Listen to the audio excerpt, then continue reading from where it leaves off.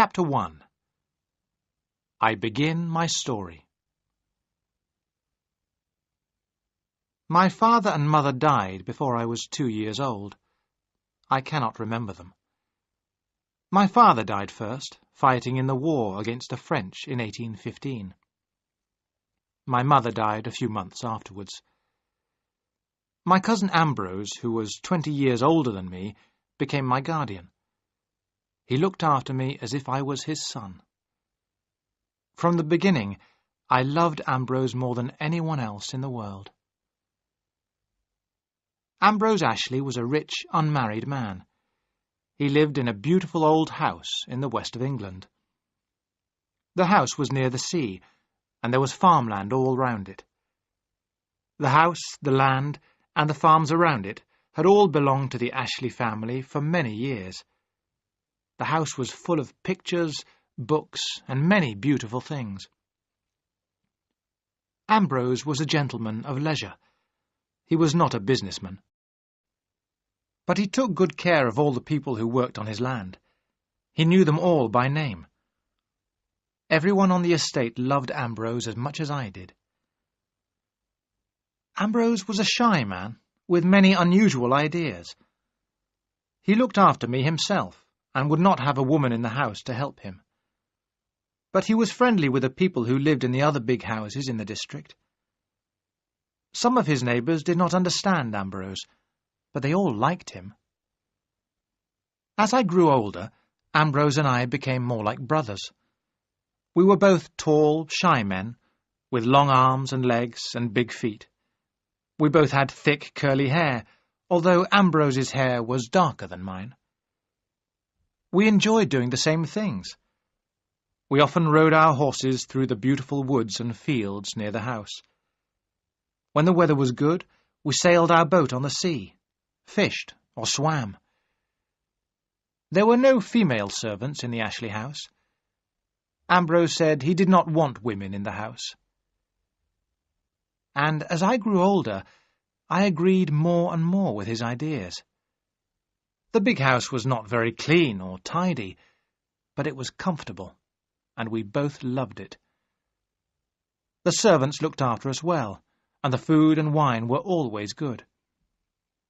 Ambrose and I often sat together after dinner, drinking wine in the light of our candles. Then we sat in the library beside a bright fire. The walls of the library were covered with shelves full of beautiful books. On Sundays, we always went to church. After breakfast, the carriage took Ambrose and me to the church in the village. All the servants came to church too. On Sunday evenings, we had an early dinner. Usually, some of our neighbours would eat with us. When I was old enough, Ambrose taught me how to look after his land and his people. I was his heir. The house and the land were going to be mine when Ambrose died. But I never thought that Ambrose would die. We both expected that he would live for many years. Our days together passed in a calm happiness. But sometimes changes come into people's lives that they do not expect. Things happen to us that we can do nothing about. My dear cousin Ambrose is dead. That is why I am writing this story. My cousin Rachel is dead too. And who was my cousin Rachel? You must read my story to find the answer to that question. I know who killed Rachel, but I do not know how my dear Ambrose died. Was he killed too? I shall never be able to answer that question. I shall never know the answer. Perhaps you who are reading this can decide. You must be my cousin Rachel's judge, and mine too. I, Philip Ashley, am only 25 now. Most of my life is in front of me. But the only people I shall ever love are dead. I cannot live with my thoughts any longer. I must write down everything that happened, everything about Ambrose, my cousin Rachel, and myself.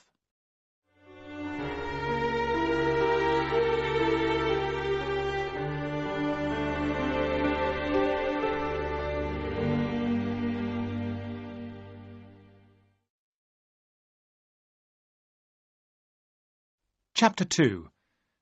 News from Italy. Ambrose and I lived in Cornwall.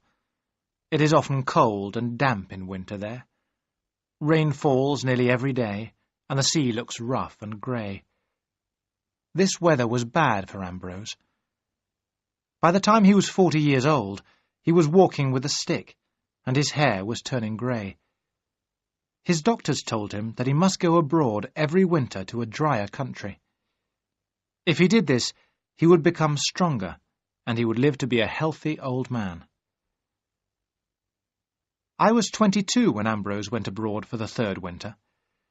I had left university, and I was old enough to look after the estate by myself.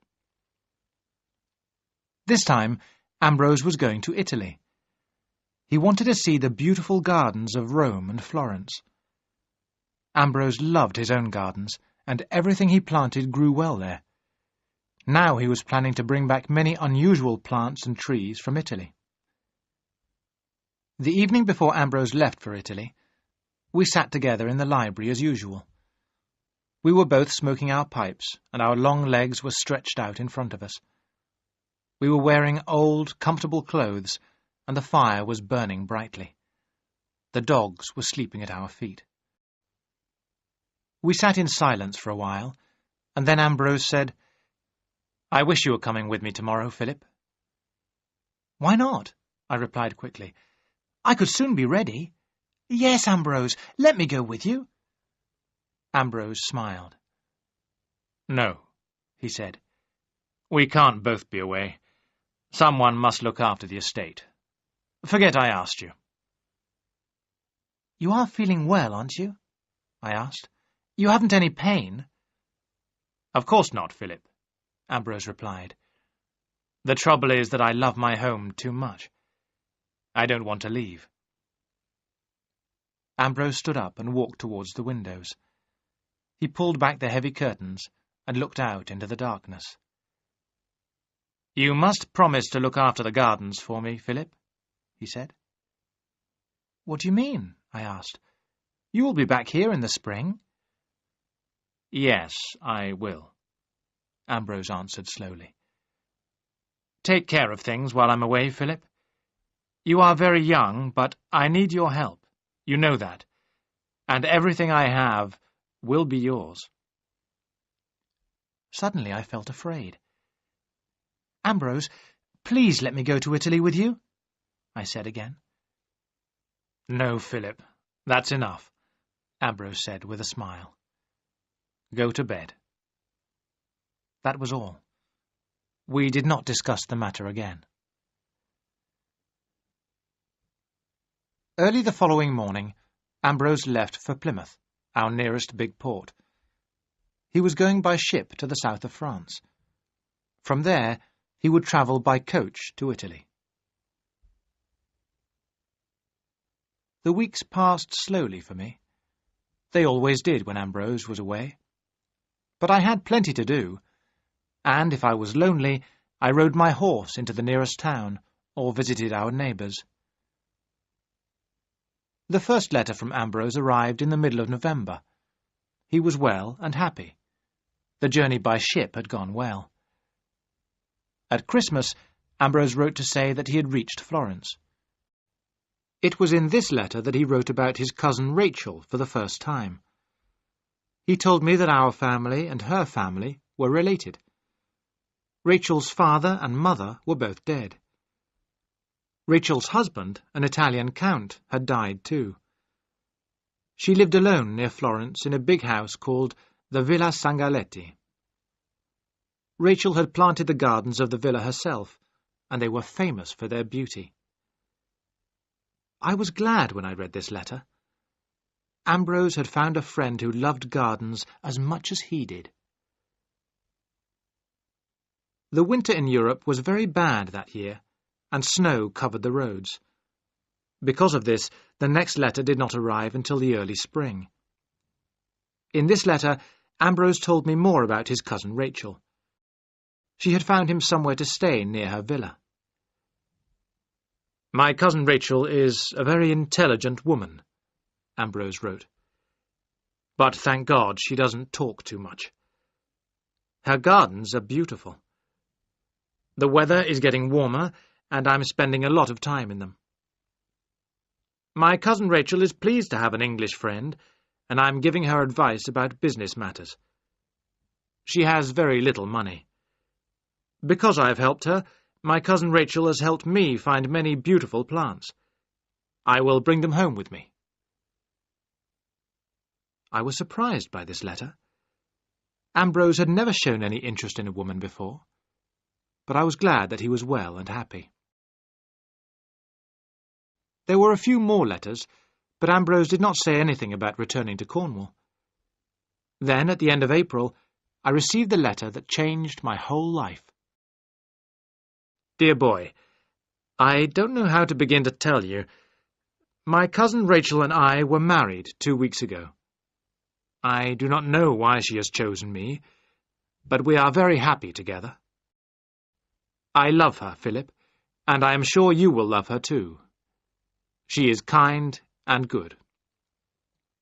Tell our friends about my marriage, Philip, and remember, it will never change my feelings for you. Write soon and send some words of welcome to your cousin Rachel. I could not believe it. I took the letter out in the gardens and walked slowly down to the sea. I sat there and read the letter again. I felt lonely, angry, and very unhappy.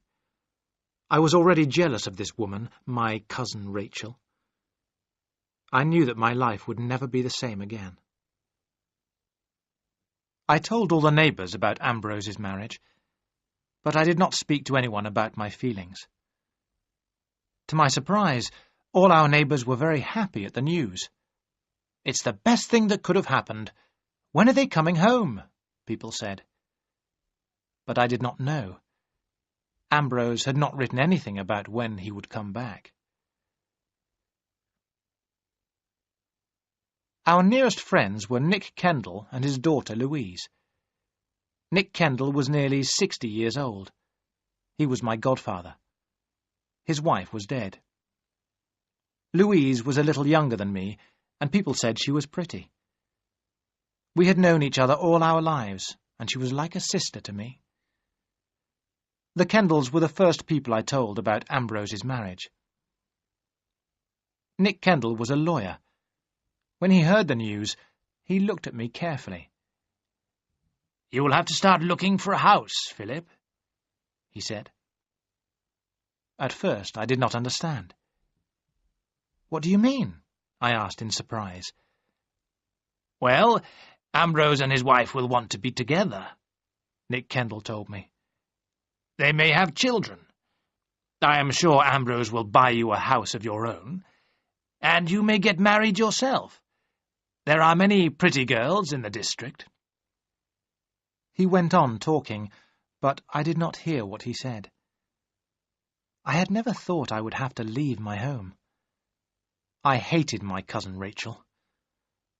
What was she like, this woman who was completely changing my life? Was she pretty or plain, old or young?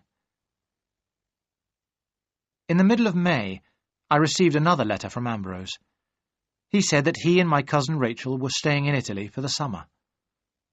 I was so happy. Thank God, this woman was not going to come to the house yet. I began to enjoy life again. The summer passed and winter came. Ambrose did not return. He continued to write to me, but his letters changed. I began to feel that he was not happy. The summer and autumn were very hot in Italy that year. Ambrose was having terrible headaches. He had never had headaches before. But he said nothing about coming home. The second winter passed, and then the spring. Ambrose had been married for more than a year now. Many weeks passed, and I did not receive a letter. I began to worry. At last, a letter came in July. But it made me more worried than before. I got on my horse at once and rode over to Nick Kendall's house to show him the letter. The writing was so bad that we could hardly read it. Ambrose wrote to say that he had a terrible illness. He wrote about his fear of Italian doctors and of a man called Rinaldi. He also seemed to be afraid of his wife, Rachel.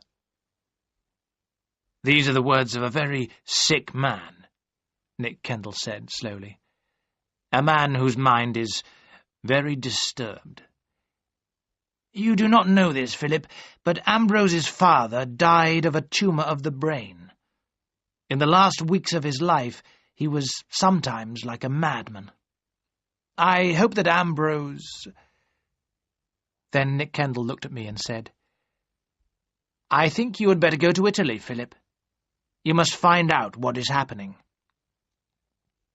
I knew immediately that I had to go to Italy. I did not look forward to the long journey in a strange country. I could not speak French or Italian, but I knew I had to go. I went home and got ready to leave. Seacombe, our head servant, was going to look after the house while I was away. I did not tell him about Ambrose's illness.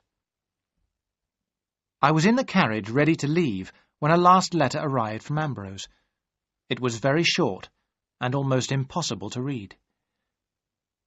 "For God's sake, come quickly," Ambrose had written. "Rachel, my torment has won. I am dying. Come quickly, or it will be too late." I began my journey with a terrible fear in my heart. It was the 10th of July. I knew I could not reach Ambrose until the middle of August.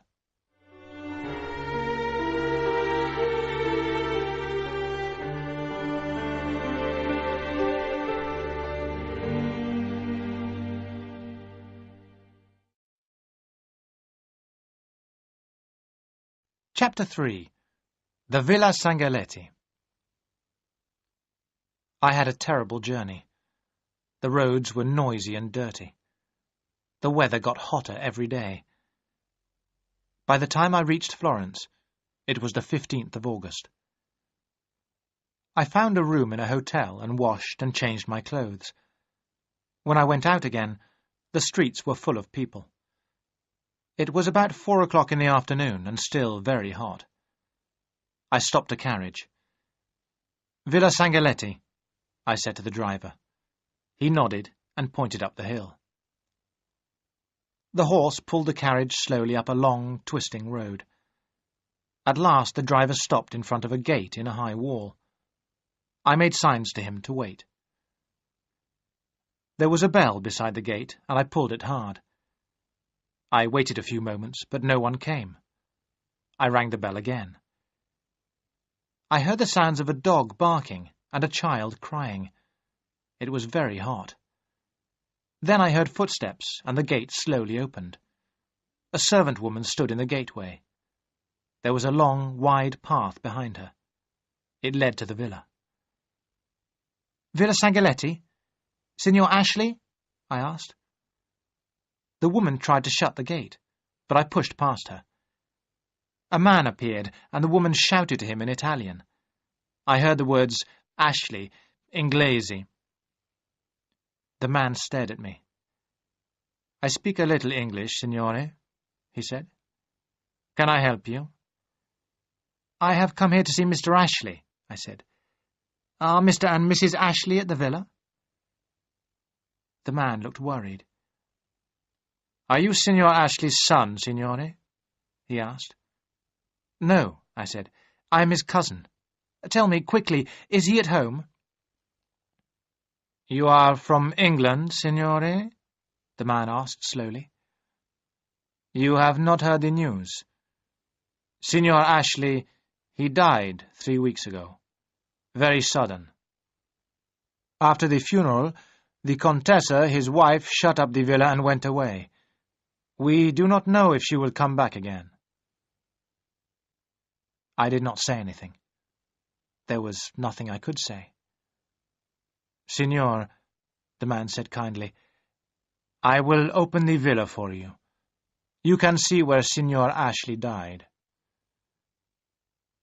I was not interested in where I went or what I did. The man began to walk up the path, taking some keys from his pocket. I followed. The villa was very beautiful. All the windows were closed and shuttered. The man opened the big door. He and the woman began to open the shutters. The rooms were large, and the air was dry and dusty. "The Villa Sangaletti is beautiful, signore. Very old," said the man. "The Signor Ashley, this is where he sat. This was his chair." I looked at the chair. I could not think of Ambrose in this house, in this room. I went to the window. Outside there was a little courtyard. It was open to the sky, but shaded from the sun.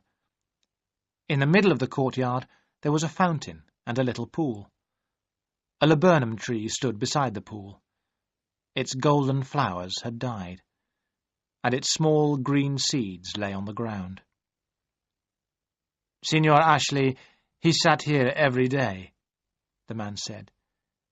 "He liked to listen to the water falling. He sat there under the tree. In summer they always sat here, Signor Ashley and the Contessa. They drank their tisana here after dinner, day after day, always the same." It was very cool there in the courtyard, and very, very quiet. I thought of how Ambrose had lived at home, walking, riding, always cheerful and busy. "I will show you the room where Signor Ashley died," the man said quietly. I followed him upstairs into the plain, bare room. I looked at the small, hard bed where Ambrose had died. "He died suddenly," the man told me. "He was very weak from the fever, but sometimes he shouts like a madman. Then one morning the Contessa called for me. He was lying very still. It was the sleep of death. He had a peaceful face. The pain and the madness had all gone." "Madness? What do you mean?" I said. "The madness of the fever," the man replied. "He suffered much pain. Sometimes I had to hold him down in his bed. Then came the fever and the madness. I tell you, signore, it was terrible to see." I turned away. "Why was nothing done?" I said. "Why did Mrs. Ashley let him die? What was this illness? How long did it last?" "At the end it was very sudden, like I told you," said the man. "But he had been very ill all winter. And he was sad. All winter he was sad." We walked through another room and out onto a long terrace. In front of us were the most beautiful gardens I had ever seen. "I think," the man said slowly, "that the Contessa will not come back again. Too sad for her. Signor Rinaldi told us that perhaps the villa will be sold." "Who is Signor Rinaldi?" I asked quickly. "He arranges things for the Contessa," the man replied. "Money, business, everything. I give you his address. He speaks English very well." He closed the shutters. We walked downstairs again and stood by the big door. "What happened to his clothes?" I asked. "Where are his books, his papers?" "The Contessa took everything with her." "And you don't know where she went?" I asked. The man shook his head. "She has left Florence. That is all I know.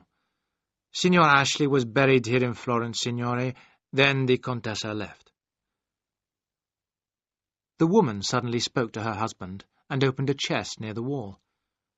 She came back carrying a big straw hat, Ambrose's hat, the hat that he had sometimes worn at home in the sun. The woman gave it to me, and I stood there with it in my hands. "Take it with you, signore," the man said softly. "It is yours now."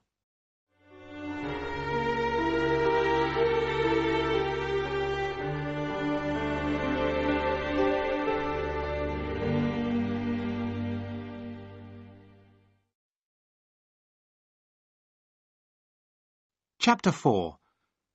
I Meet Rinaldi. On my journey back to Florence, I thought of only one thing. I had to speak to Signor Rinaldi. He must know more about Ambrose's death. The servant at the villa had given me Signor Rinaldi's address. I found the house at last in a quiet, dark street. Signor Rinaldi was at home, and a servant took me to his room. Rinaldi looked surprised when he saw me. He was a thin man, about 40 years old, with a proud, hard face. "My name is Ashley. Philip Ashley," I said. "Yes," Signor Rinaldi answered. "Will you sit down? You are Ambrose Ashley's cousin and his heir. You look very like him. I did not expect to see you here. When did you arrive in Florence?" "This afternoon," I replied. "I have been to the Villa Sangaletti." Signor Rinaldi smiled. "Then you have not seen your cousin Rachel?" he said. "She left Florence very suddenly. Your cousin's death was a great shock to her." "It was a shock to me, too, Signor Rinaldi," I said. "Why wasn't I told about Ambrose's illness?" "Mrs. Ashley always hoped he would get well," Rinaldi answered. "She did not want to worry you." "But I had these letters," I said. "That is why I came to Florence." And I handed Rinaldi the last 2 letters from Ambrose. When he had read them, Signor Rinaldi said slowly, "Yes, the doctors warned Mrs. Ashley of this." "What do you mean?" "They told her that your cousin had a tumour on his brain. That is why he wrote those letters. First the tumour destroyed his brain, and then it killed him." I shook my head. I could not believe it. Rinaldi held out a paper. "This is a copy of the death certificate," he said. "I sent another copy of it to you in Cornwall and one to Mr. Kendall. As your guardian, he had to be told about Ambrose's death." "Mr. Kendall is my guardian?" I asked in surprise. "Ambrose never told me that." "It is in your cousin's will," Rinaldi replied. "Mr. Kendall will explain when you return home." "But what about these letters?" I cried. "Ambrose wrote them to warn me. He was not sick, but in great danger." "Your cousin Ambrose was sick in his mind," Rinaldi answered. "His sickness gave him strange ideas. Because Mrs. Ashley was with him all the time, he suspected her. A sick man often thinks that his dearest friends are his enemies." "If I had been here, Ambrose would be alive now," I said. Rinaldi shook his head. "No," he said. "That is not true. No one could do anything for him." I turned and moved towards the door. "When Mrs. Ashley returns, tell her I know about the letters," I said. "Your cousin Rachel left Florence very suddenly," Rinaldi said. "I do not think she will come back." I walked out of the cold house and into the dark streets. I did not believe Rinaldi's story. Ambrose had died in great pain and unhappiness, and my cousin Rachel had been the cause of his pain. I was sure of that. I promised myself that one day I would bring pain and unhappiness to my cousin Rachel. I would punish this woman who had killed my dear Ambrose, far away from his home and his friends.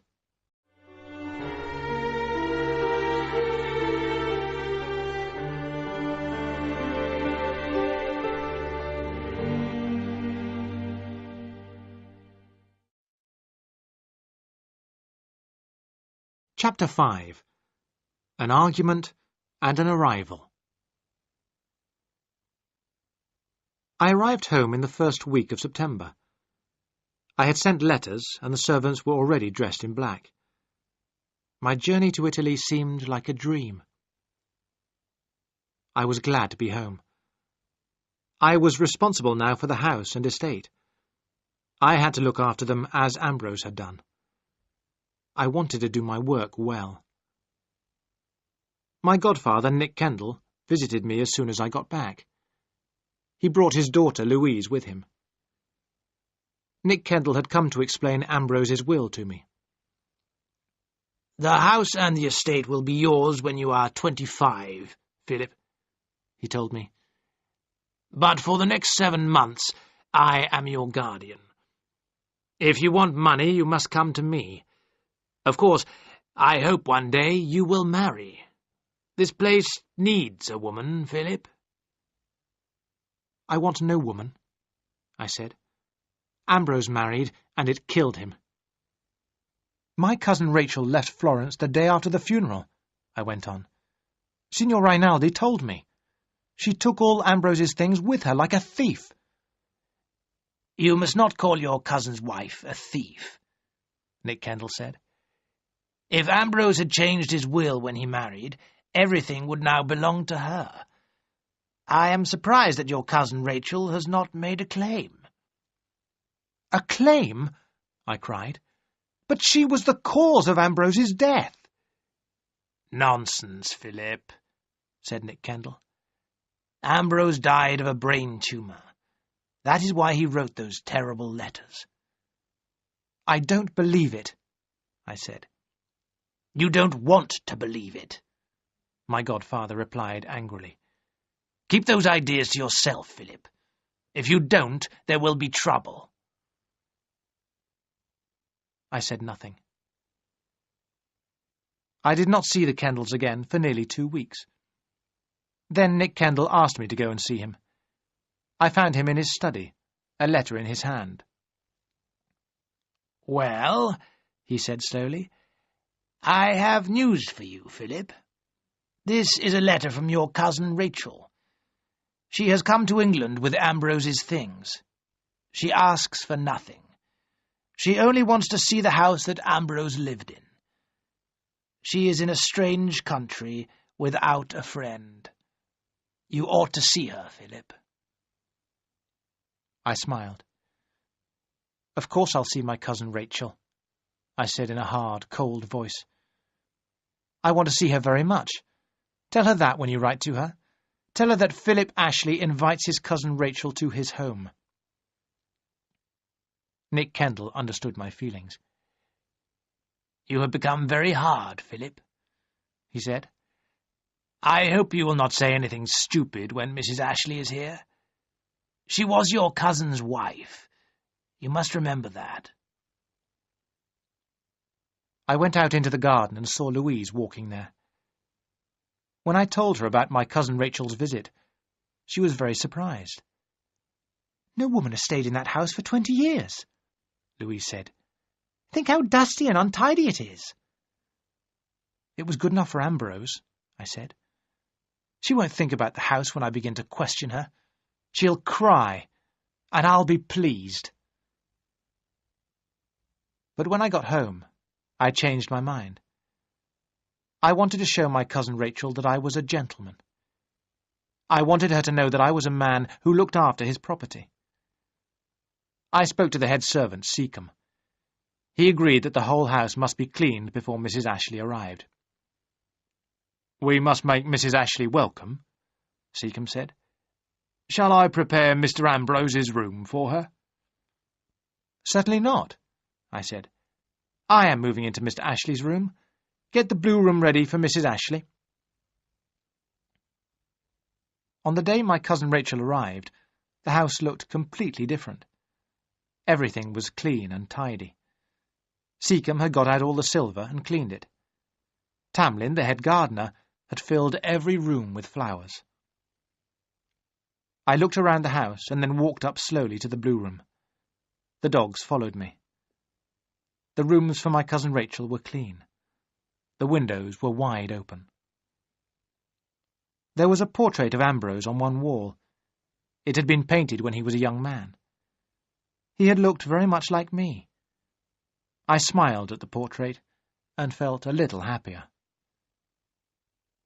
My cousin Rachel was going to arrive sometime in the afternoon. I decided that I did not want to be in the house when she arrived. Although the day was cold and windy, I went out alone after lunch. I walked until I was tired. I did not return until after 6 o'clock. There was a fire in the library, but the room was empty. I pulled the bell and rang for Seacombe. "Madam has come," Seacombe said. "She is tired and having some food in her room. She will be pleased to see you after dinner." "Where is her luggage?" I asked Seacombe. "Madam has very little luggage of her own," answered Seacombe. "It has been taken upstairs to her room. All of Mr. Ambrose's boxes have arrived with her. We have put them in your room, as she asked." So I had my dinner alone and drank a glass of brandy. Then I went upstairs and knocked at the door of my cousin Rachel's sitting room. A quiet voice answered my knock.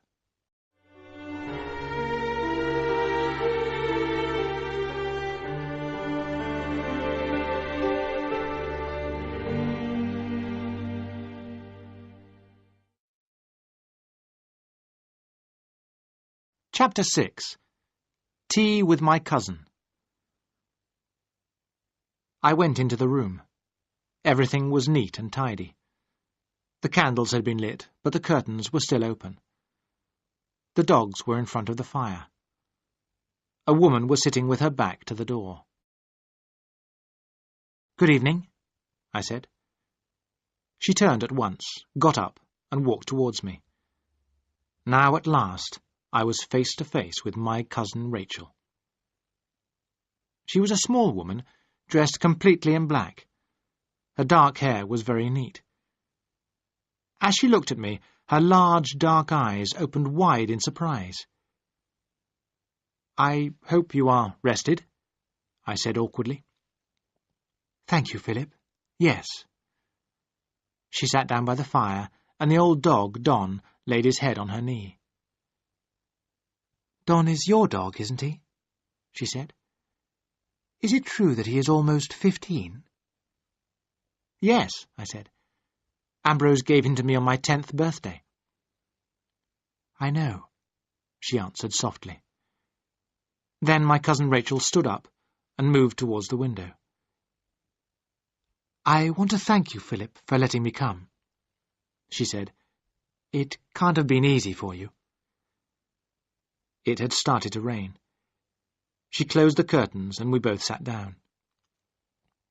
"I felt so strange, driving up to the house," my cousin Rachel said. "Ambrose told me so much about it. I was longing to be here." She hesitated on the last word. I knew she had nearly said home. "I hope you'll be comfortable here," I said. "There are no women servants in the house to look after you." "That doesn't matter. I don't need anyone to look after me. I have only 2 dresses and some strong shoes for walking." She smiled, and I smiled back. Then I suddenly felt angry. Why was I smiling at this woman who had caused my dear Ambrose's death? At that moment, Seacombe came into the room. "Tea is served, madam," Seacombe said, putting down the large silver tray. On the tray was a large silver teapot that I had never seen before. "What about breakfast, madam?" Seacombe went on. "Mr. Philip has his at 8 o'clock. "I would like mine in my room," my cousin Rachel answered. "Would that be too much trouble?" "Certainly not, madam. Come, dogs, downstairs. Good night, madam. Good night, sir." My cousin Rachel poured me some tea. Seacombe had never served tea after dinner before, but I said nothing. "If you want to smoke your pipe, you can, Philip," my cousin Rachel said. I stared at her. I did not expect to smoke in a lady's room. I had wanted to say a few hard words and then leave. Now here I was drinking tea and smoking my pipe. But how could I be angry with this small, neat woman, or hate her? The next thing I heard was a quiet voice saying, "You're nearly asleep, Philip. Hadn't you better go to bed?" You walked a long way today, didn't you? I opened my eyes and moved my long legs. Was my cousin Rachel laughing at me? Did she know why I had stayed away from the house all afternoon? I got up slowly and looked down at her. "Wait a minute, Philip," my cousin Rachel said. "I have a present for you." She went into her bedroom and came out with a stick. Ambrose's walking stick. It was the one he had always used. I took it awkwardly. "Now go," she said. "Please, go quickly. You remind me so much of Ambrose." I stood outside the door for a moment, holding the stick in my hands. Had this woman really killed Ambrose? I had seen the look of deep unhappiness on her face. Already my ideas about her were changing.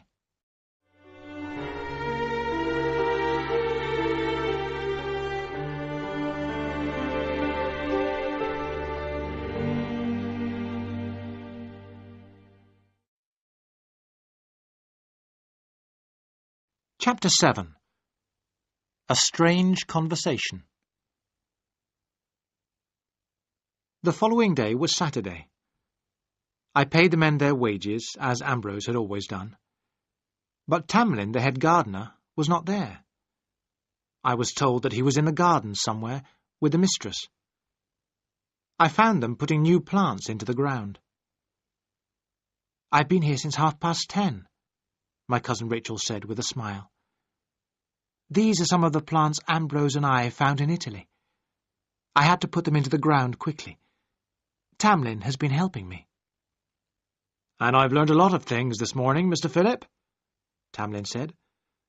"Mrs. Ashley knows far more about these plants than I do." After lunch, I took my cousin Rachel around the estate. She sat on a quiet horse, and I walked beside her. She wore a black dress and a black shawl round her head. She looked very proud and very Italian, not like an Englishwoman at all. To my surprise, my cousin Rachel knew the name of every field and farm on the estate. As I walked by her side, we began to talk about the gardens of my cousin Rachel's villa. "When I was married to my first husband," she said, "I was not happy. So I spent my time planning the gardens of the Villa Sangaletti. I would like you to see them, Philip." I looked up in surprise. Didn't my cousin Rachel know that I'd been to Florence and seen the villa? I thought my godfather had told her in his letter. I began to speak, but the horse moved on, and it was too late. I was very quiet on the way home. After dinner, we sat down together by the library fire. My cousin Rachel was sewing. I smoked my pipe and watched her hands moving quickly. They were small, white hands, and she wore 2 rings on her fingers. "Something is the matter, Philip," she said at last. "What is worrying you?" "Did my godfather tell you I had been away?" "No." "I didn't hear of Ambrose's death from Signor Rinaldi's letter," I said slowly. "I found out about it in Florence, from your servants." My cousin Rachel gave me a long, strange look. "You went to Florence?" she said. "When? For how long?" "I was in Florence for only one night, the night of the 15th of August, I said. The sewing fell from my cousin Rachel's hands. "But I left Florence only the day before. Why didn't you tell me this last night?" "I thought you knew," I answered awkwardly. "I want you to tell me why you went to Italy, Philip," my cousin Rachel said. I put my hand in my pocket and felt the letters there. "I had not heard from Ambrose for a long time," I said. "As the weeks went by, I grew worried. Then in July a letter came, a very strange letter. I showed it to Nick Kendall. He agreed that I should go to Florence at once. As I was leaving, there was another letter. I have them both in my pocket. Do you want to see them? Not yet. Tell me what you did in Florence. I went to the Villa Sangaletti. When I asked for Ambrose, the servants told me he was dead. You had gone away. They showed me the room where Ambrose had died, and gave me his hat. It was the only thing you had left behind. My cousin Rachel sat very still.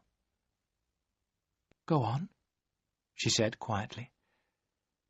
I went back to Florence, to Signor Rinaldi. He told me about Ambrose's illness. He did not know where you were. I left for England the following day. There was silence, and then my cousin Rachel said, May I see the letters now? She read them over and over again. At last she handed them back. Then my cousin Rachel looked deep into my eyes. How you must have hated me, Philip, she said. At that moment, I felt that my cousin Rachel knew everything. She knew everything I had been thinking about her all these months. Yes, I have hated you, I said slowly. Then why did you ask me here? To accuse you of breaking his heart, perhaps? A kind of murder? I wanted to make you suffer, to watch you suffer. You have your wish, she said. Her face was very white, and her dark eyes were full of tears. I stood up and looked away. I had never seen a woman cry before. Cousin Rachel, go upstairs, I said. But she did not move. I took the letters from her hands and threw them in the fire. I can forget, I said, if you will too. Look, the letters have burnt away. We can both remember what Ambrose wrote, my cousin Rachel replied. But it's better if I say nothing more. I cannot explain. Let me stay until Monday, then I will go away. Then you can either forget me or go on hating me. At least we were happy today, Philip.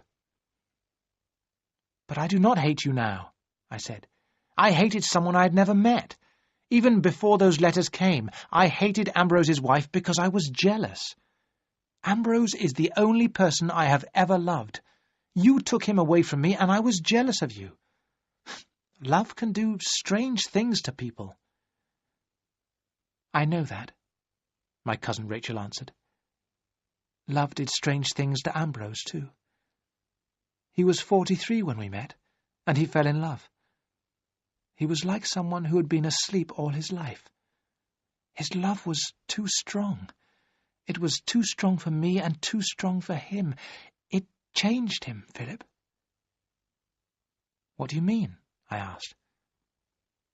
Something in me made Ambrose change, she replied. Sometimes I made him happy. Sometimes I made him sad. Then he became ill. You were right to hate me, Philip. If Ambrose hadn't met me, he would be alive today. She looked at me and smiled sadly.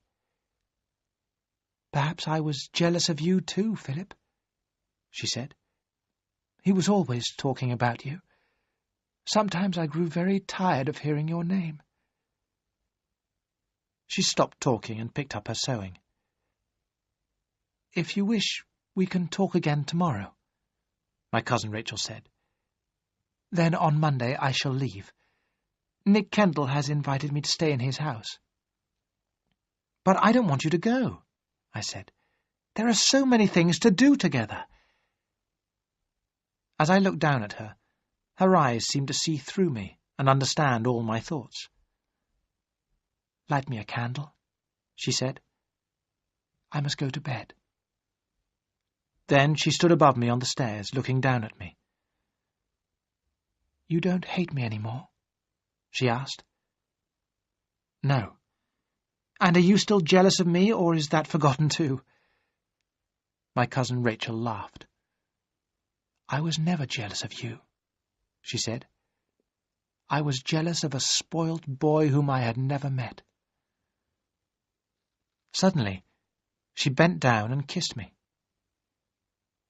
"Your first kiss, Philip," she said. "I hope you like it." I watched her as she walked up the stairs, away from me.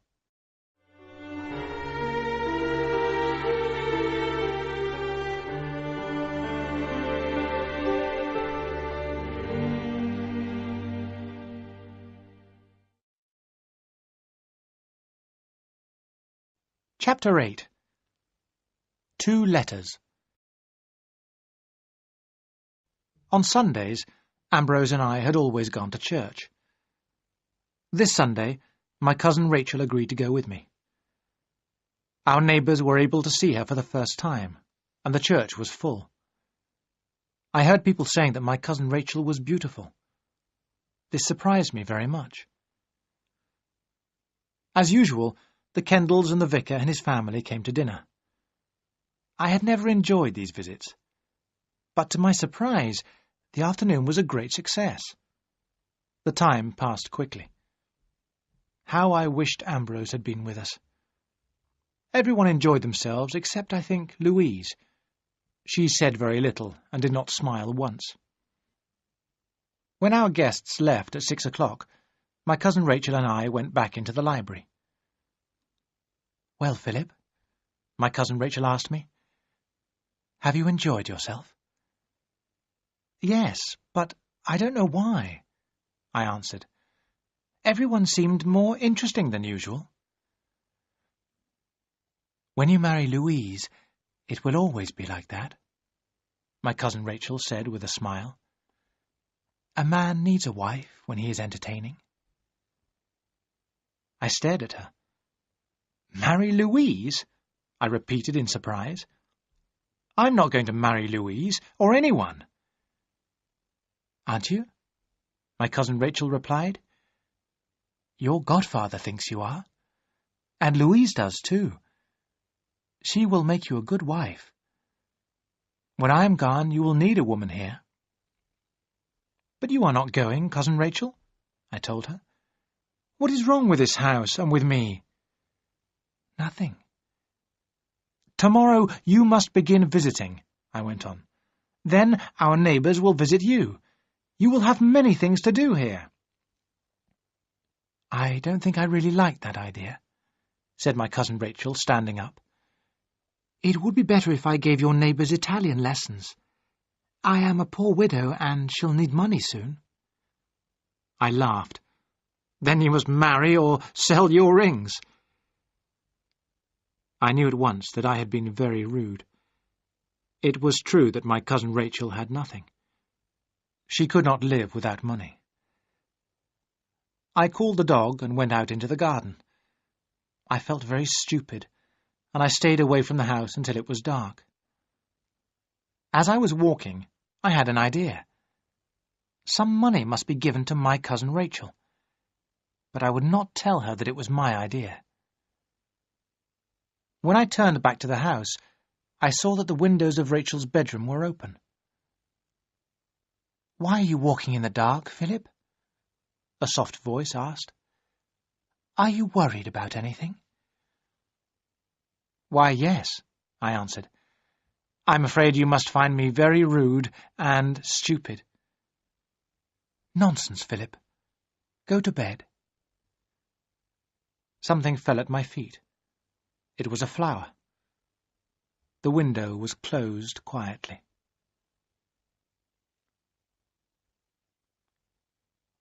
That week, more plants and small trees arrived from Italy. On Thursday morning, I rode over to Pellin, my godfather's house. My cousin Rachel was in the garden with Tamlin. She told me that she and the gardeners would be busy until the afternoon. I wasted no time, and I was in my godfather's study by 10 o'clock. "My cousin Rachel must have some money," I said. "She is talking about giving Italian lessons. That is impossible." Nick Kendall looked pleased. "I'm glad you want to help Mrs. Ashley," he said. The bank can pay some money to her every quarter. How much do you suggest?" When I told him, my godfather looked surprised. "That may be too much, Philip," he said slowly. "Ambrose would have wanted me to be generous," I said. "Write me a letter for her, and write a letter to the bank." "You are as impulsive as Ambrose," Nick Kendall said. But he wrote the letters. "I will take the letter to the bank," I said. "But I don't want Cousin Rachel to know that I have arranged this. Will you send a servant to my house with a letter for her?" Nick Kendall agreed. As I was leaving, I saw Louise. "I can't stop," I said at once. "I have come on business." Louise looked at me coldly. "And how is Mrs. Ashley?" she asked. "Well and happy," I answered. "She is very busy in the garden today." "I'm surprised that you are not helping her," Louise said. "I'm sure Mrs. Ashley can make you do exactly what she wants." Louise made me feel very angry, and I left the house without another word. I rode to the bank and gave them the letter. I didn't get home until nearly 4 o'clock. I did not see my cousin Rachel. I rang the bell for Seacombe. He told me that Mrs. Ashley had worked in the gardens until 3 o'clock. Then she had asked for water for a bath. I decided to take a bath too, and I asked for an early dinner. Later, I went to my cousin Rachel's sitting room. I was feeling very happy. She was sitting on a stool by the fire. She had washed her hair, and she was drying it. "Come and sit down," she said. "Why are you staring at me? Have you never seen a woman brushing her hair before? Wait here while I go and change my dress for dinner." My cousin Rachel was in her bedroom when Seacombe came in with a letter from my godfather. I stood up, feeling awkward. There was no sound from the bedroom as my cousin Rachel read the letter. Then, suddenly, she came out of the room. She looked very angry. "You made Mr. Kendall write this letter," she said. "Did you think I was asking you for money? I am angry and ashamed." "Ashamed?" I repeated. "I would be ashamed if Mrs. Ambrose Ashley had to give Italian lessons. What would people think of Ambrose? The money is yours. Take it." I was angry now. We stood staring at each other. Then my cousin Rachel's eyes filled with tears. She turned, went quickly into her bedroom, and shut the door loudly. That night I had dinner alone. Is that how women behaved? Did they always cry when they were angry? Thank God I had no wife. Poor Ambrose. No wonder he had been unhappy. I knew I would never marry now. After dinner, I read and then fell asleep in my chair. When I woke up, it was time to go upstairs to my room. On the table by my bed was a note from my cousin Rachel. "Dear Philip, please forgive me for my rudeness. I have written to Mr. Kendall thanking him for his letter. I thank you too. Rachel." The door to her sitting room was open. I walked straight through and knocked on the bedroom door. The room was in darkness, but I could see my cousin Rachel in bed. "I want to thank you for your note and say good night," I said. "I'm sorry I made you angry. I did not want you to cry." "I cried because of what you said about Ambrose," she said. "I will take the money, Philip, but after this week I must go." "But I thought you liked it here," I said. "You seemed so happy working in the garden. You have a home here. If Ambrose had made another will, this would have been your home." "Oh, God," she cried. "Why do you think I came?" I looked down at her. She looked very young, very alone. "I don't know why you came," I said. But I know Ambrose would have wished you to stay, perhaps to plan the gardens. Very well. I'll stay for a time, she said. Then you aren't angry with me any more? I was never angry with you, Philip, but you are sometimes very stupid. Come closer. As I bent down, she took my face between her hands and kissed me. Now go to bed like a good boy and sleep well, she said. I moved to the door like a man in a dream. When I was back in my room, I wrote a short note to Nick Kendall. I told him that my cousin Rachel would take the money. Then I walked down to the hall to put my letter in the postbag. In the morning, Seacombe would arrange for the letters to be delivered. There were 2 letters in the bag. Both had been written by my cousin Rachel. One was addressed to my godfather, Nick Kendall. The other was addressed to Signor Rinaldi in Florence. I stared at it before putting it back in the bag. Why had my cousin Rachel written to Signor Rinaldi? What did she have to tell him?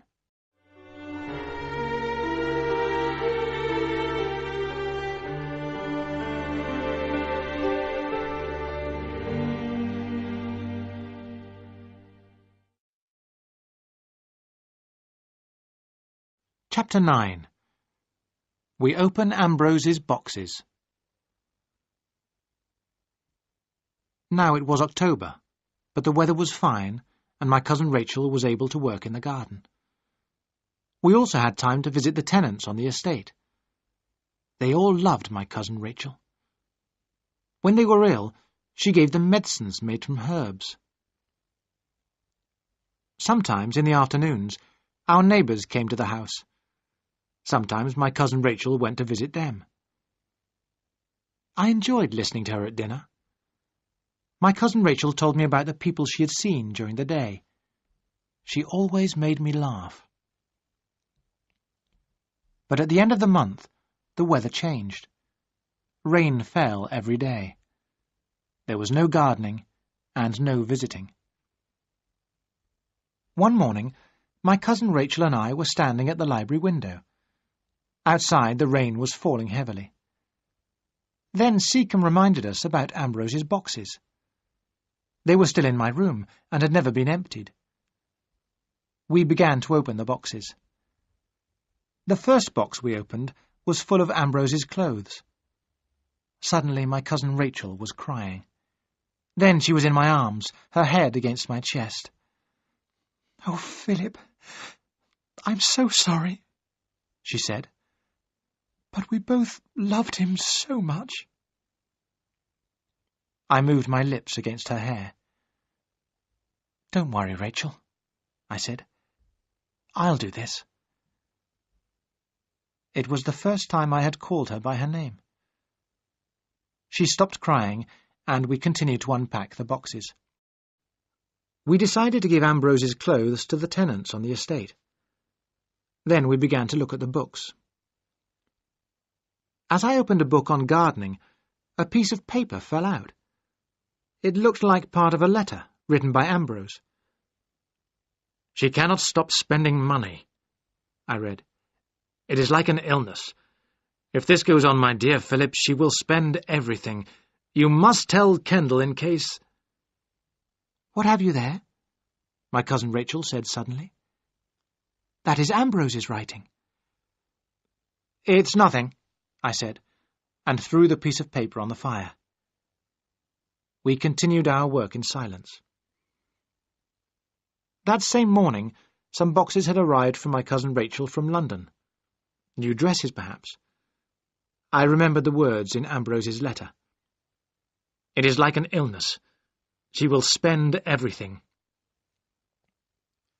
After dinner, when we went to the library as usual, the most beautiful blue and gold cloth lay over the chairs. "Do you like it, Philip?"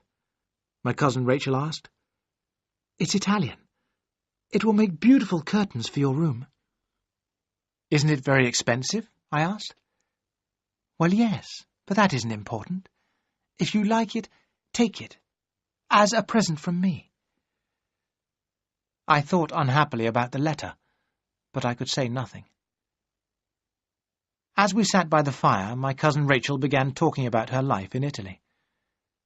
She spoke of the time before she had met Ambrose. I was listening with the greatest interest when she suddenly said, "What was on that paper you threw in the fire, Philip?" "It was from a letter," I said. "Ambrose was worried about money. I can't remember exactly." The worried look went from Rachel's eyes. "Was that all?" she said. "Poor Ambrose. He did not understand life in Italy. He thought I spent too much money. He was very generous until he became ill. Then he changed so much." "How did he change?" I asked. "When I wanted money for the house, he became very angry. In the end, I had to ask Rinaldi for money to pay the servants. When Ambrose found out, he refused to have Rinaldi in the house. It was a terrible time. I did not want to tell you about it, Philip. Ambrose was so ill. He trusted no one. You wouldn't have known him." "That is all over now," I said. "Don't make yourself unhappy. You cannot bring Ambrose back. This is your home now." My cousin Rachel looked into my eyes. "You are so like him," she said. "Sometimes I am afraid. You must not change too." I took her hands in mine. "I will never change," I said. "And we must remember Ambrose as he used to be. This house belongs to all three of us now." "You are very good to me, Philip," my cousin Rachel said as she moved to the door. "I hope that one day you will be as happy as I was with Ambrose at the beginning." She went to bed, and I sat alone by the library fire. My terrible jealousy had returned. But now I was jealous of Ambrose. I was jealous because of the love that my cousin Rachel had given him.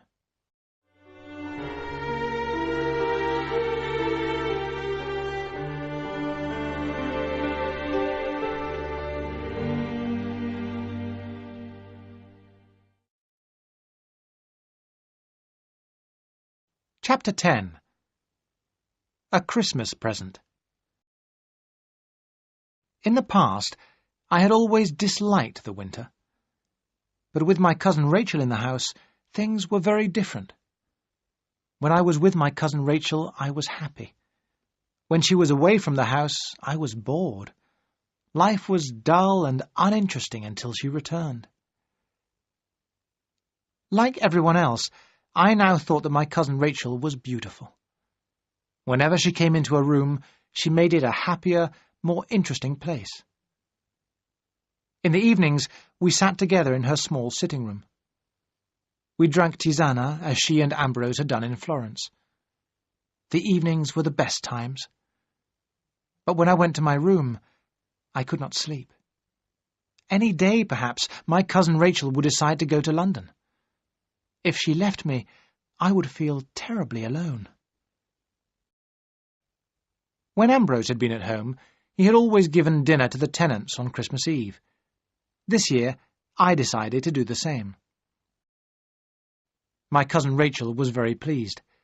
At once, she began to make preparations.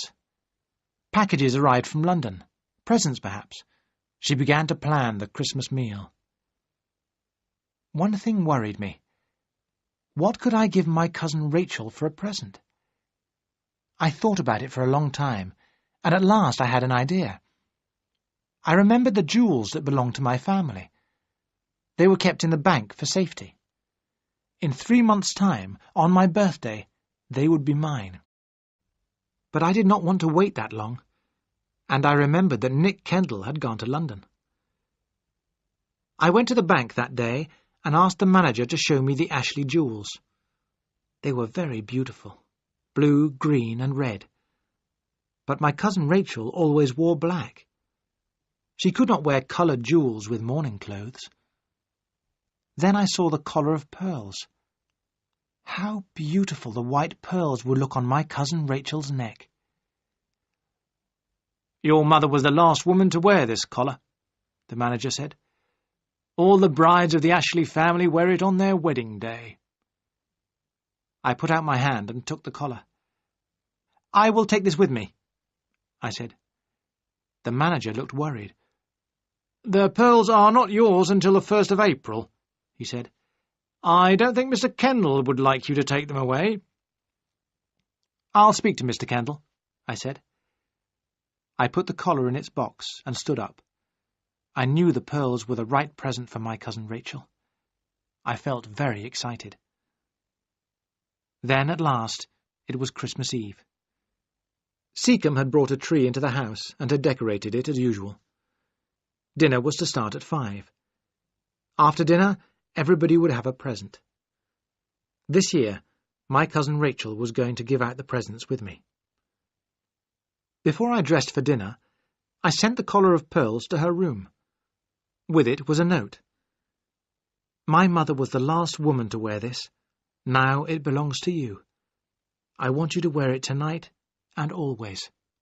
Philip." When I was ready, I went downstairs and waited for my cousin Rachel. She came in slowly. Her dress was black, but it was one I had not seen before. The collar of pearls was round her neck. I had never seen her look so happy or so beautiful. She put her arms around me, and then she kissed me. She kissed me not as a cousin, but as a lover. This is what Ambrose died for, I thought. And for this I would happily die too. She gave me her hand, and we walked in to dinner. At first, I thought this was going to be the happiest evening of my life. I remember the food, the noise, and the excitement. My cousin Rachel had bought everyone a small present, carefully chosen. Mine was a gold chain for my keys, with our initials, P.A.R.A., hanging from it. Our plates and glasses were filled, emptied, and filled again. Then we gave everyone a present from the tree. When dinner was over, I spoke to my godfather, Nick Kendall, for the first time that evening. "Good evening, sir, and Happy Christmas," I said. Nick Kendall looked angry, and he said nothing. He was staring at the collar of pearls around my cousin's neck. Then, at last, the tenants had all left. Louise and my cousin Rachel went upstairs, and I found myself alone with my godfather. "I have some bad news from the bank," he said. "The manager tells me that Mrs. Ashley is already several £100 overdrawn. I don't understand it. She must be sending money back to Italy." "She is very generous," I said. "And there were debts in Florence, I think. You must give Mrs. Ashley more money." Nick Kendall looked unhappy. "There is something else, Philip," he said. "You should not have taken that collar of pearls. It is not yours." "It will be mine in 3 months' time," I said quickly. "My cousin Rachel will take good care of it." "I am not so sure," Nick Kendall said. "I have been hearing stories about Mrs. Ashley and her first husband. They were both well known for their bad lives. They spent money carelessly." "That can't be true," I cried. "True or not," my godfather replied, "I'm afraid that collar must go back to the bank." "But I gave it to my cousin Rachel as a present. She has a right to wear the collar." "Only if Ambrose had lived," Nick Kendall said. "That collar of pearls is worn by the Ashley brides, no one else. If you do not ask Mrs. Ashley to give it back, I will." Then suddenly my cousin Rachel and Louise were in the room. "You are quite right, Mr. Kendall," my cousin Rachel said. "I was very proud to wear the collar, and now I shall give it back." And she took off the collar and gave it to my godfather. "Thank you, Mrs. Ashley," he said. "And now Louise and I must go. We wish you both a happy Christmas." When they had gone, my cousin Rachel held out her arms. I went up to her. "I'm so sorry," I said. "Everything has gone wrong. My mother wore those pearls on her wedding day. That is why I wanted you to have them. Don't you understand?" "Of course I do, Philip, dear," she said. "If Ambrose and I had been married here, he would have given them to me on my wedding day." I said nothing. My cousin Rachel had not understood. I was thinking of another wedding day, a wedding day in the future.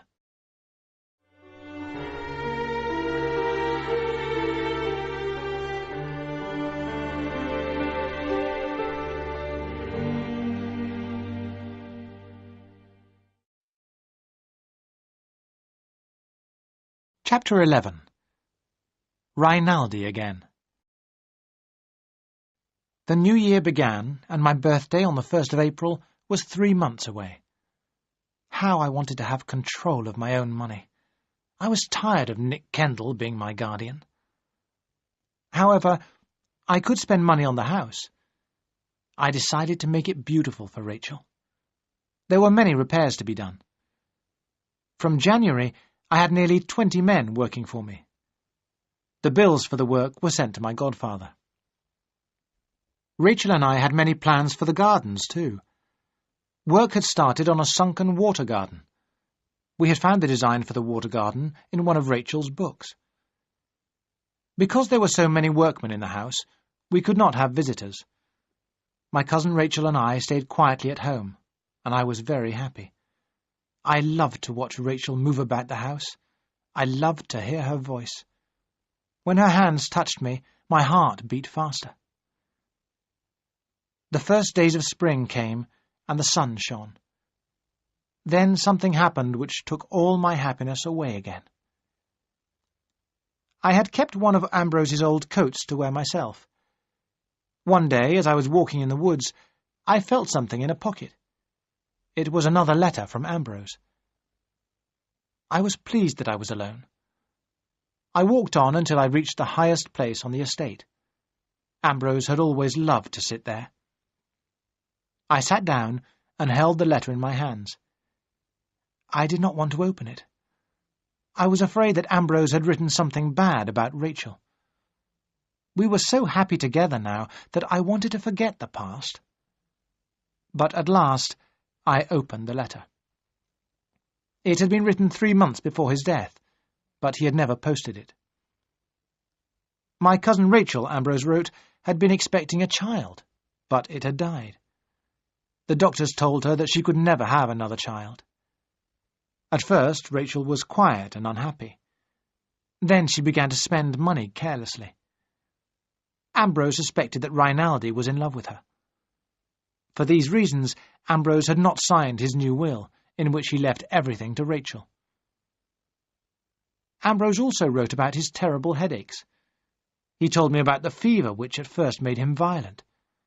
Then it made him very weak. Ambrose was very unhappy, and he had written, "You are the only person who can help me, Philip. Are Rachel and Rinaldi trying to poison me for my money? I must know." I hid the terrible letter under a large stone, and walked slowly back to the house. I could not forget Ambrose's words, but I decided that Rachel must never know about the letter. In 3 weeks' time, the estate and all the money would be mine. But this was not right. Ambrose had made a new will, but he had not signed it because of his illness. His money belonged to Rachel. She must have it. That night, I asked Rachel about Ambrose's will. She showed me a copy of it, which I read carefully. Everything had been left to Rachel. Then, if she had died without children, everything was to be mine. "Why did Ambrose not sign this will?" I asked. "Tell me, Rachel." "I don't know," she answered quietly.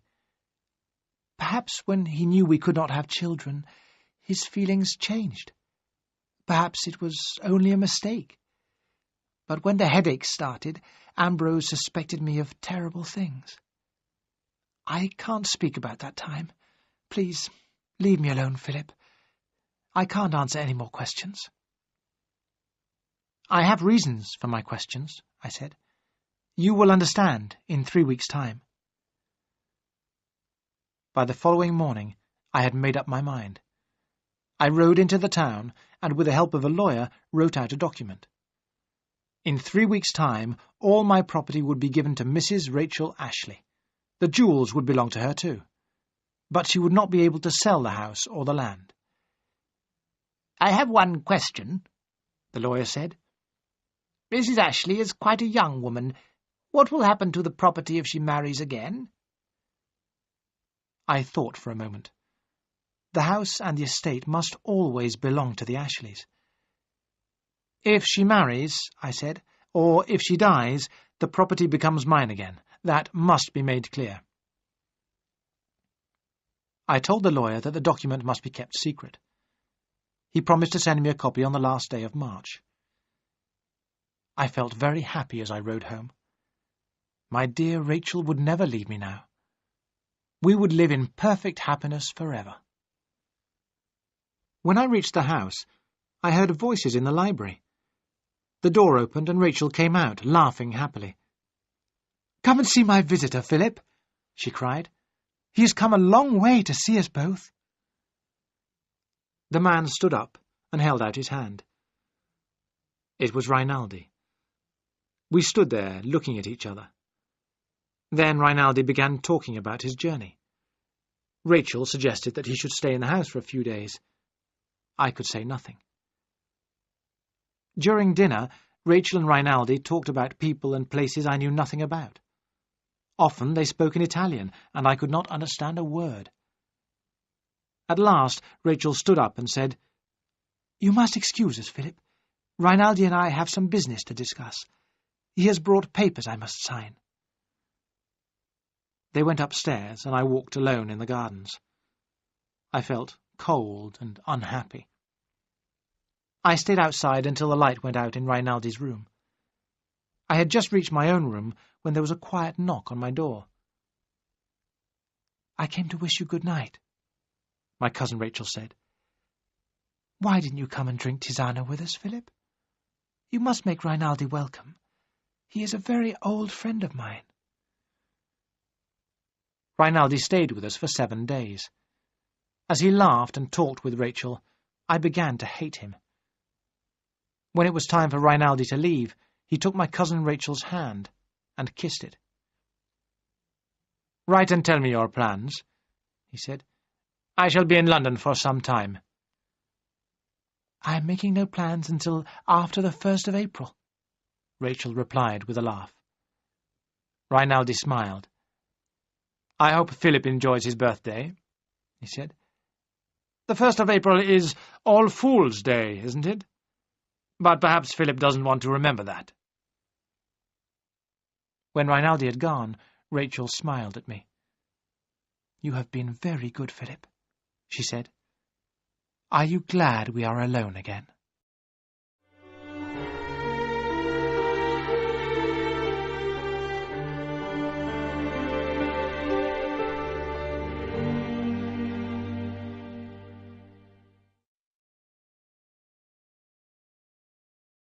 Chapter 12. All Fool's Day. As my birthday came nearer, I became more and more excited. Rachel laughed at me.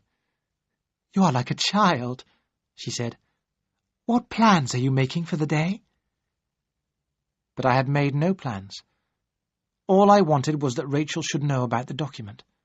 And, one more thing, Rachel should have all the family jewels. I went to the bank myself. I brought them back to the house and hid them in my room. On the last day of March, I rode over to Nick Kendall. First, I handed him a copy of Ambrose's will. My godfather looked at it carefully.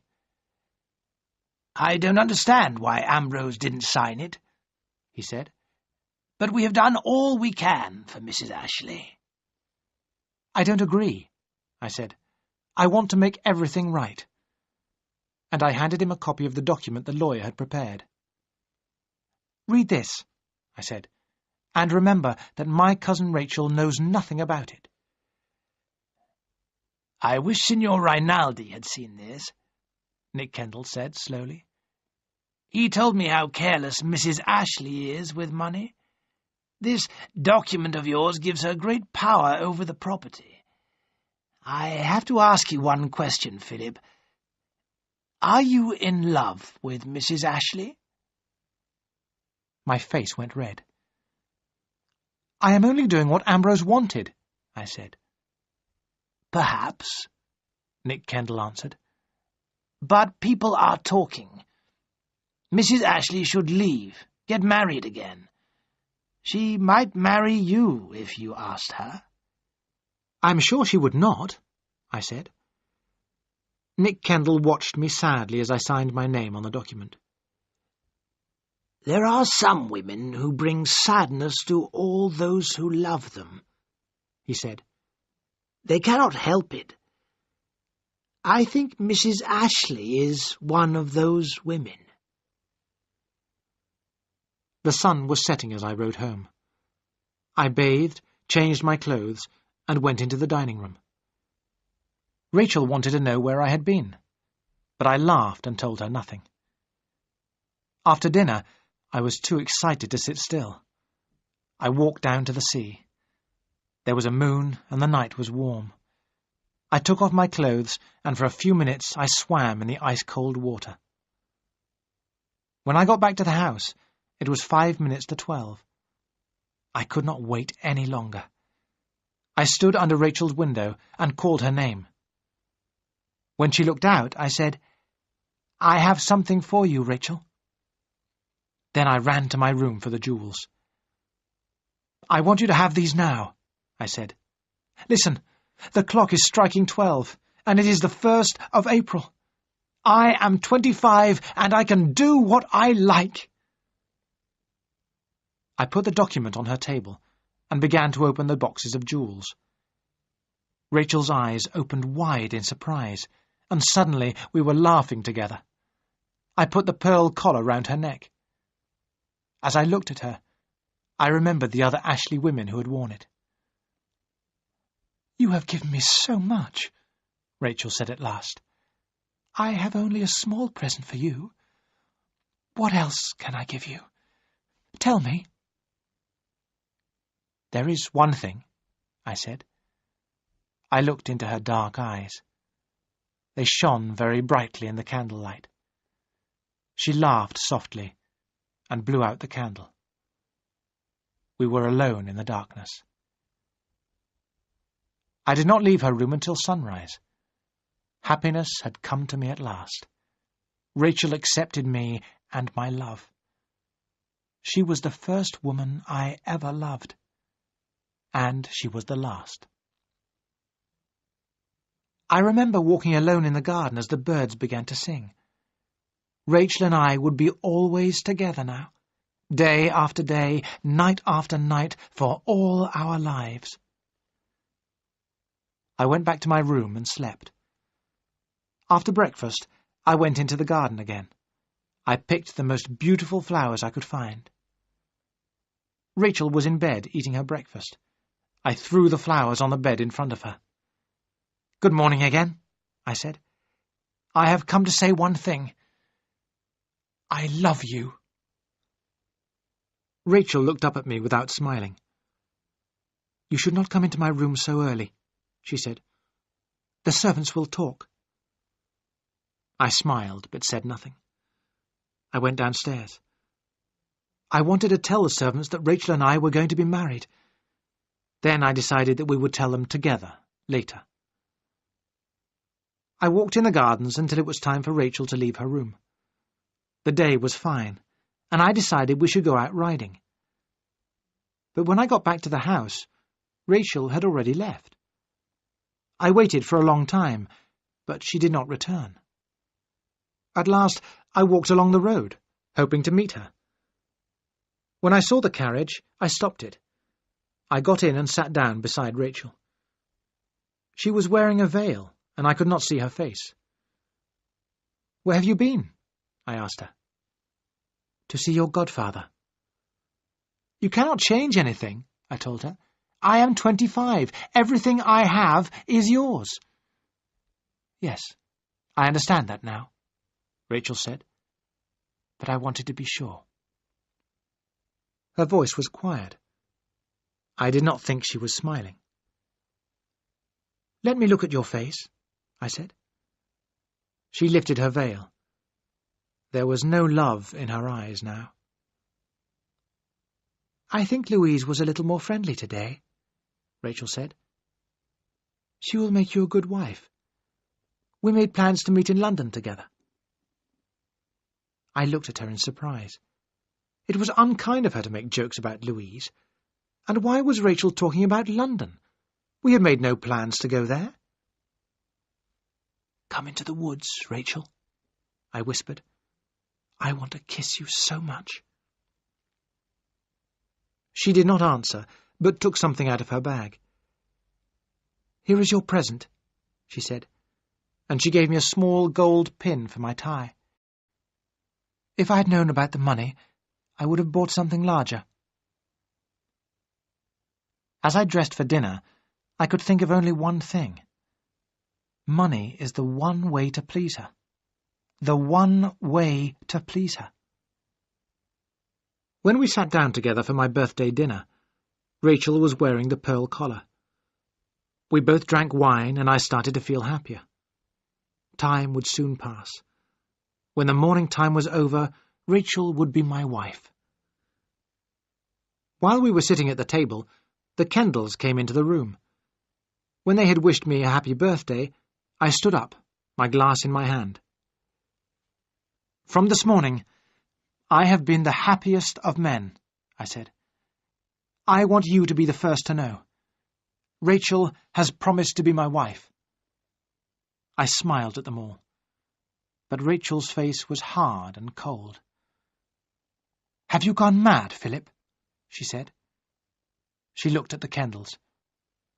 You must forgive him. He has drunk too much wine. I am sure he will apologize. Rachel got up, and the others followed her out of the room. I stood without moving until I heard them leave the house. When Rachel came back, we stared at each other without speaking.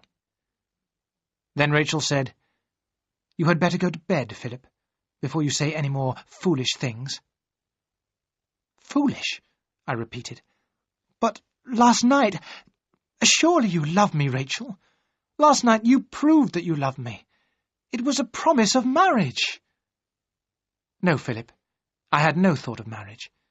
I was thanking you for the jewels, that was all. There was no love. I looked at her hard, cold face. I began to understand what Ambrose had suffered. She had everything. What else could I do? Suddenly, I wanted to frighten her, to show her my strength. I put my hands round her neck, and I looked into her eyes. Will you marry me now? I whispered. Her dark eyes were full of fear, but she did not speak. I loosened my fingers. There were red marks on her white skin. Rachel turned and went upstairs. I followed her, but she was too quick for me. She closed her door and locked it. As I stood there, I saw myself in a mirror on the wall. There I stood, tall, awkward, white-faced. But was it myself or Ambrose standing there? As I lay in bed, I heard the clock strike midnight. All Fool's Day was over.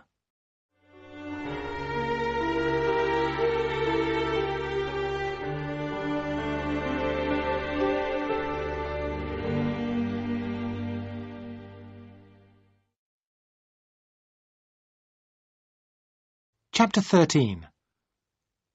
Louise and Laburnum Trees. When I went down to breakfast in the morning, there was a note for me on the table. It was not from Rachel, but from Louise. Dear Philip, I was sorry for you last night. If you want a friend to talk to, please let me know. Louise. At first, I did not want to see Louise, but I had not slept all night and I was very unhappy. Louise knew me well. I sent her a note asking her to meet me in the church that morning. "I have been worried about you for a long time," Louise told me. "She has deceived you from the beginning." "I made a mistake," I said. "But Mrs. Ashley did not," Louise replied. "She came here to get the money. She stayed until she got it. That is all." "I don't believe you," I cried. "She came on impulse. She stayed because she was happy here." "No, she had a plan," Louise replied. "She has been sending money back to Italy all the winter. She waited until you were 25, but then you made her a present of everything. You made things easy for her." "I know you don't like Rachel," I said. "That is why you are saying these things. But I have asked her to marry me, and I shall go on asking her." "But she will never marry you," Louise said with a sad smile. "When you gave Mrs. Ashley the document, she went straight to my father. She asked him if everything now belonged to her. My father told her that that was true. But he warned her that if she married again, she would lose the money. She told him she had no plans to marry again." "But if she marries me, she will lose nothing," I said. "She would not be able to go back to Italy or send money there," Louise said quietly. She looked at me and said, "I will go now, Philip. I have upset you deeply. I am very sorry." As I rode home, the rain began to fall heavily. When I got back, I was cold and wet. There was a note from Rachel in my room. "I have asked Mary Pascoe to stay here with me. After last night, I cannot be alone with you again." Mary Pascoe, the vicar's daughter.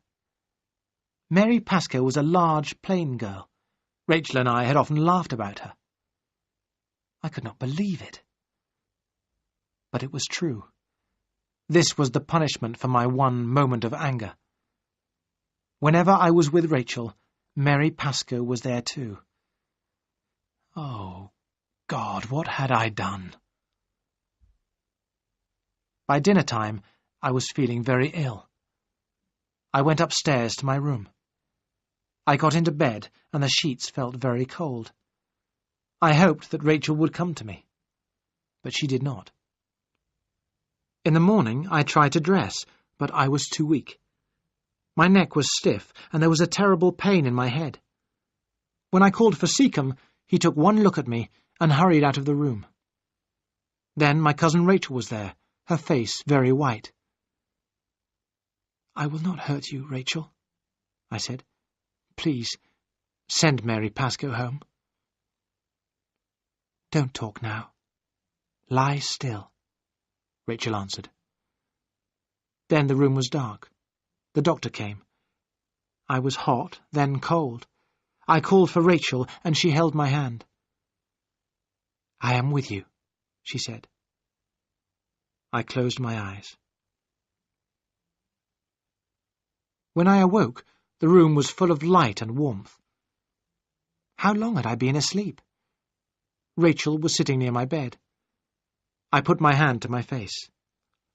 "I have grown a beard," I said. I began to laugh. At once, Rachel was holding a glass to my lips. She made me drink the bitter liquid. "Have you sent Mary Pascoe away?" I asked. Rachel looked surprised. "She went away 5 weeks ago," she answered. "You have been so ill that you nearly died. The doctors could not help you. Your strength and my medicines saved you." I lay there with her hand in mine. I could not speak. 5 weeks had passed, and I could remember nothing. Only that Rachel and I had been married on the day before my birthday. We had kept our marriage a secret. But in 2 months' time, Rachel would be out of mourning, and we would be able to tell everyone. I was very weak for a long time, but the weather was good, and I was soon able to go into the garden. The workmen had been busy for many months. They had dug out the ground to make the sunken water garden. It was very deep, but it was not yet finished. Yellow flowers hung on the laburnum trees that Rachel had planted. I remembered the laburnum tree at the Villa Sangaletti and the green poisonous seeds lying under it. That evening, as Rachel and I were drinking our tisana, I said, "I heard something strange today. Seacombe told me you were going back to Florence. I thought you had sold the villa." "No, I have enough money to keep it now. I shall probably stay there for the winter. Perhaps you could visit me in the spring." "Visit you?" I repeated. "But a husband should be with his wife always." Rachel sat very still. "Your wife? Oh, God, Philip," she whispered. "What do you mean? We are not married." "But we are," I said. "I remember clearly." But as I spoke, the pain returned to my head. I suddenly knew that our marriage was a dream. "Why didn't you let me die?" I cried. "I cannot live here alone. I cannot." I looked at her face. "Give me a few weeks. Only a few weeks," I said. She did not reply.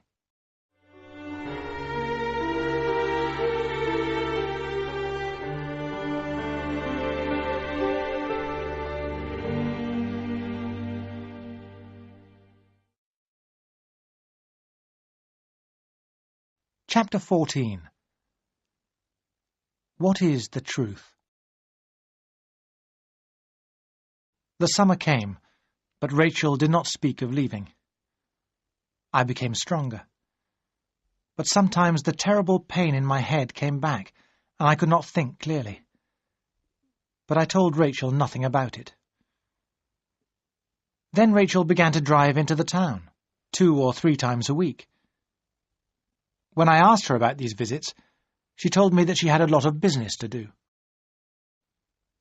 One day, when Rachel was busy at home, I rode into the town alone. It was Saturday, and the streets were full of people. As I walked slowly through the town, a man came out of an inn.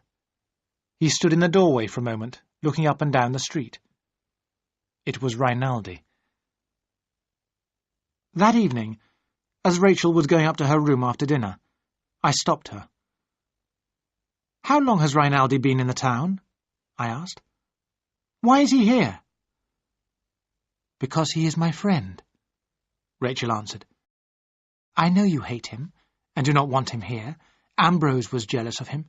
Are you, too?" "Yes," I said. "I hate Rinaldi because he is in love with you. Send him away." "Certainly not," she said. "I need him. I will have him here if I wish. The house is mine." In my anger, I took a step towards her. "Don't touch me," she cried. "That is how Ambrose behaved. I can't suffer it again." I turned away. "If you want to see Rinaldi, ask him here," I said. "Don't go secretly into the town to meet him." And so Rinaldi came to stay in the house. He behaved politely, but I could not bear to see them together. They always spoke in Italian, and she looked at him all the time. Food seemed to have no taste now. The tisana I drank with them in the evenings tasted bitter. Then the fever returned again. I was sick and too weak to stand. I had to stay in bed for a few days. When I was better again, Rachel told me that Rinaldi had gone back to Italy. "When are you going there?" I asked. Rachel did not reply.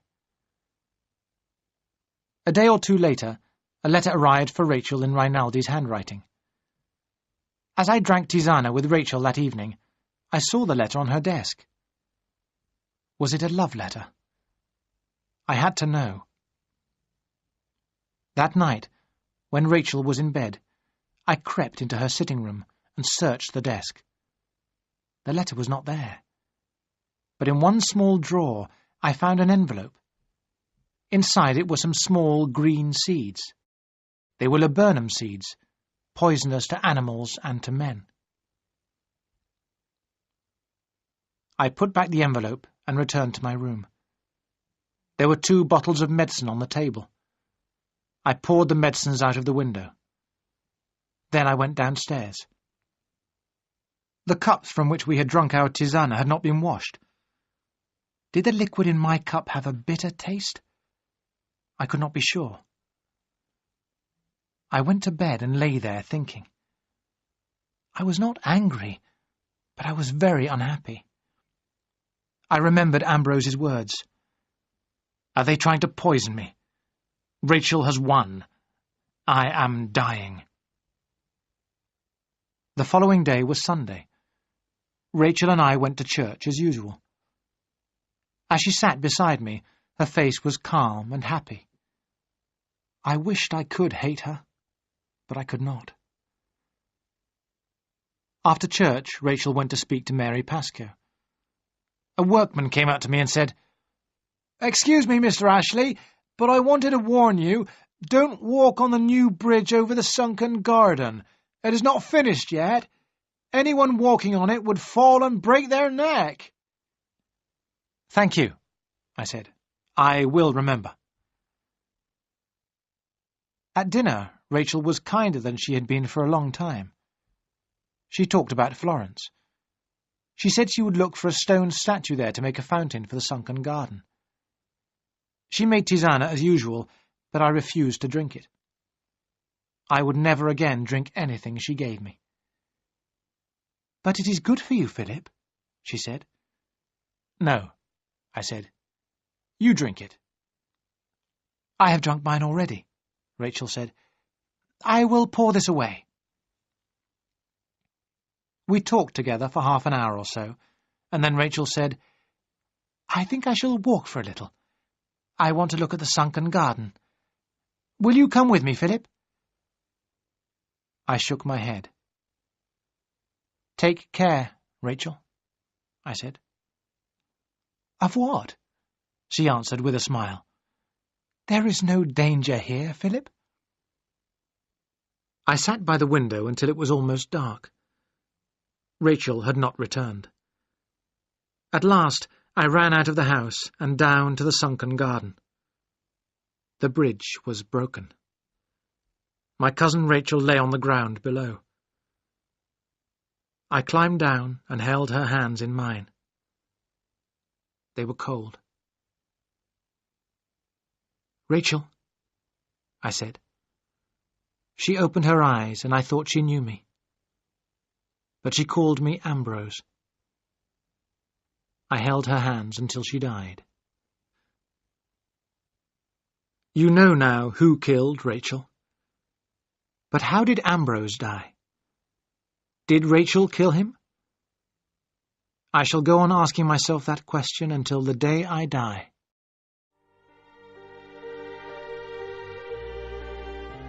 I live alone now.